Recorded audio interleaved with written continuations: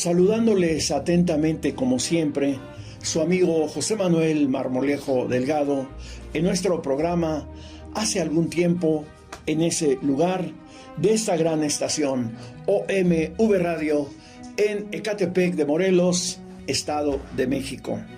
Damos inicio a nuestro programa con la sección Ecatepec en la historia.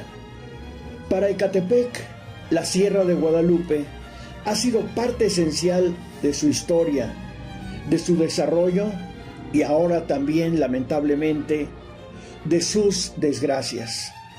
Para la fecha de erección del Parque Estatal Sierra de Guadalupe, 1976, hace cerca de 50 años, la Dirección de Comunicaciones y Obras Públicas hablaba de la factibilidad de la creación de tal parque debido a la escasez de construcciones sobre la sierra, a excepción de los asentamientos La Presa y Caracoles. Por tal circunstancia, la cota del parque sería los 2.350 metros de ahí hacia arriba. Y por tanto el parque tendría una extensión de 9.000 hectáreas, siendo parte del Estado de México 6.322 hectáreas. Se contemplaba la expropiación de construcciones colindantes. Su límite sería La Mojonera, Hoyo de Nieve y San Andrés, Arroyo de la Carbonera, Mojonera, Puerto de Chalma, Coatepec, Barrio Alto y Bajo, Ejido de Ticomán, Hacienda de Santa Cruz, Ejido de San Juan Ixhuatepec, Hacienda del Risco, San Pedro Jalostoc, Santa Clara Coatitla, San Andrés de la Cañada, Cerro Gordo, Tulpetlac, Hacienda de Jáuregui, San Cristóbal Ecatepec, San José Xaxalpa, Pueblo Nuevo, San Lorenzo, Coacalco, zona norte y poniente, y los límites con el Distrito Federal. Se crearía un patronato para la administración y cuidado del parque. Luego, en 1978, se agregaron 1.003 hectáreas más, con lo que el parque contemplaba 10.000 hectáreas. Lamentablemente, ahora el parque se encuentra en situación desastrosa. Pues ahora nos vamos a nuestra sección, a nuestro tema, a nuestra temática general acerca de la historia de México, como lo hemos venido haciendo durante un buen tiempo, acerca de la historia del Maximato. Y nos vamos al periódico Excelsior, del número 4193 del día lunes 23 de julio de 1928, que en primera plana publicó esta nota: hay optimismo por México en los Estados Unidos. Acababan de asesinar a Álvaro Obregón, que era el presidente reelecto. La prensa en general califica la situación que prevalece aquí como de extraordinaria tensión. El pueblo está harto de la guerra y desorden. La libertad en que se ha dejado a la prensa ha servido para calmar la excitación pública. Nueva York, julio 23.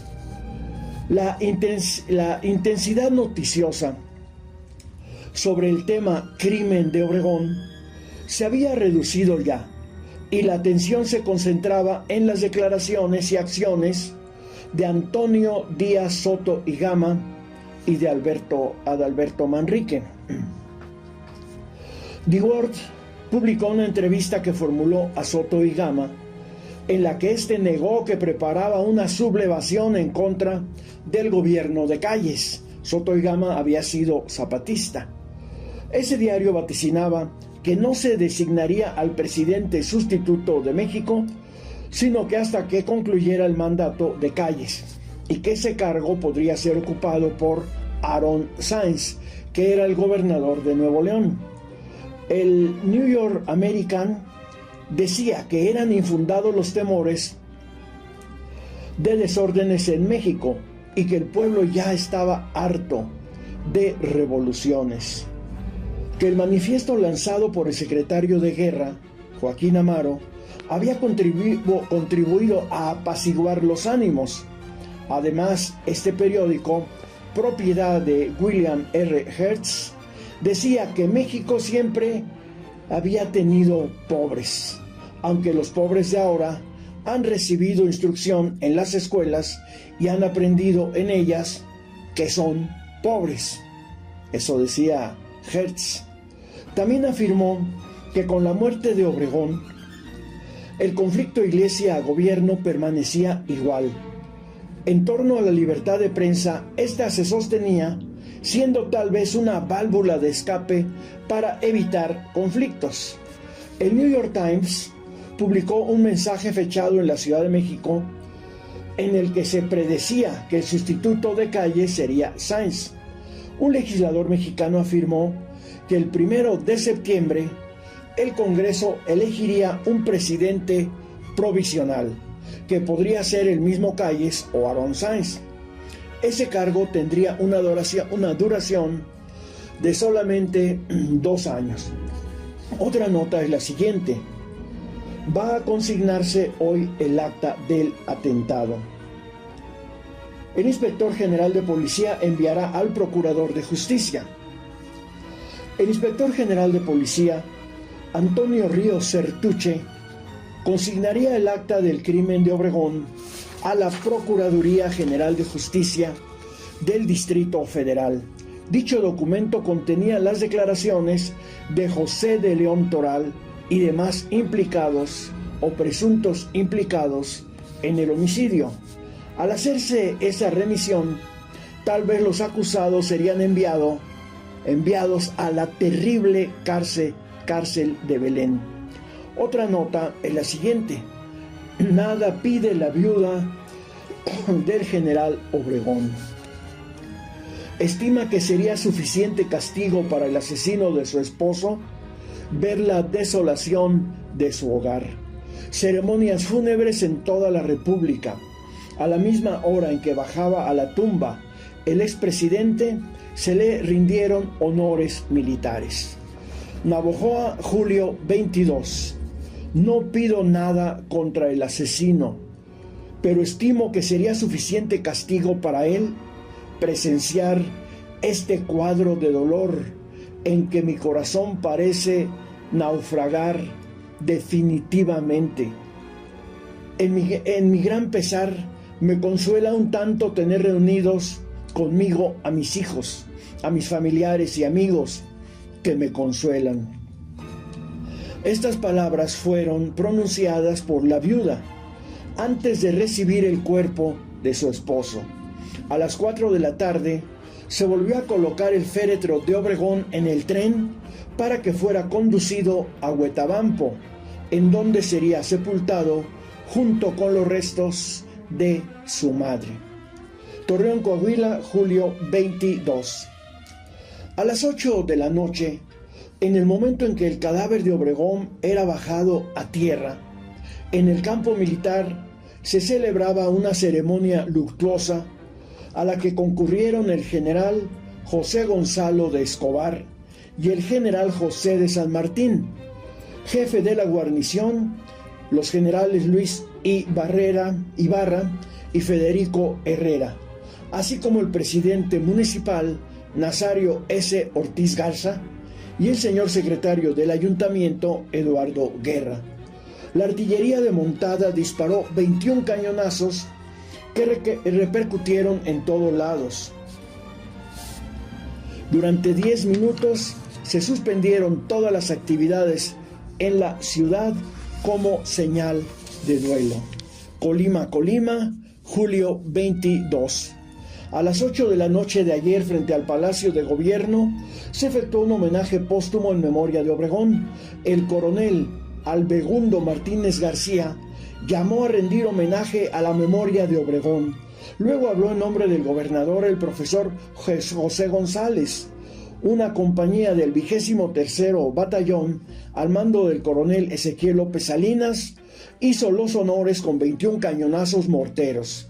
Más de 2,000 personas presenciaron la ceremonia fúnebre y desde el balcón central del palacio participaron el general Eliodoro Chariz, Laureano Cervantes, el gobernador y Tomás Arias, presidente de la Diputación Local.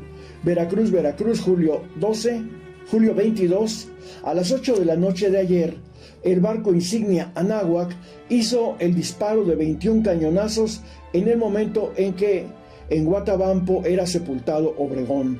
Mérida, Yucatán. Entre las 12 y la tarde de la madrugada de hoy, las fuerzas federales hicieron disparos de salva de artillería al llegar la noticia de la inhumación del cuerpo de Obregón. El día anterior se creó en Mérida una nueva liga de resistencia a la que se le puso el nombre de Obregón. Su presidente sería Nemesio Hernández. En la velada fúnebre que se efectuaría en la Liga Central de Resistencia, pronunciaron discursos en memoria de Obregón, el doctor Gonzalo Paz Llave, rector de la universidad, y el profesor Joaquín Ceballos. Pues esta era la situación cuando estaban bajando el féretro de Obregón. Otra nota es la siguiente: manifestación luctuosa en la ciudad de Guadalajara. El gobernador del estado de Jalisco colocó la primera piedra del monumento a Álvaro Obregón y pronunció un discurso de unidad revolucionaria. 9,000 personas desfilaron en las calles del centro, en donde se paralizaron todas las actividades de las 8 a las 14 horas. El gobernador Ramírez puso la primera piedra del monumento que sería instalado en la universidad. El presidente del Gran Partido Revolucionario de Jalisco, licenciado Barba González, y el líder obrerista David Alfaro Siqueiros pronunciaron discursos glorificantes de la labor del desaparecido y protestando por su asesinato. El discurso del gobernador, que no vale la pena reproducir, estuvo lleno de salamería hacia el caudillo y hacia calles. Pues esto era cuando sepultaban a Álvaro Obregón. Pero de esta temática continuaremos hablando en nuestro programa hace algún tiempo en ese lugar de esta gran estación OMV Radio en Ecatepec de Morelos, Estado de México. Se despide de ustedes su amigo José Manuel Marmolejo Delgado.